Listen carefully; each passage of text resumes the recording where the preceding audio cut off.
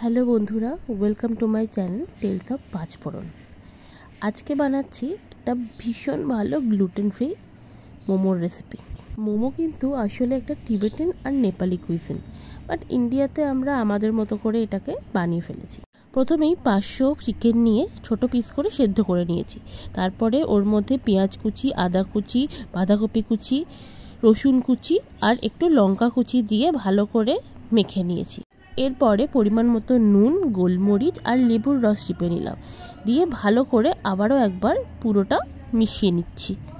যত ভালো করে মেশাবেন তত ভালো করে এই পুরটা রেডি হয়ে যাবে। এরপর একটা বাঁধাকপি নিয়ে সেগুলোর পাতাগুলোকে ছাড়িয়ে কিছুটা গরম জলে নুন দিয়ে সেদ্ধ করে নিতে হবে, যাতে পাতাটা একটু নরম হয়ে যায় আর স্মেলটা চলে যায়।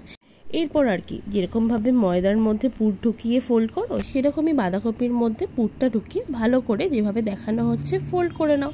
দেখবে দেখতে খুব সুন্দর লাগছে। চাইলে তোমরা টুথপিক দিয়েই ফোল্ডটাকে সিলও করে নিতে পারো।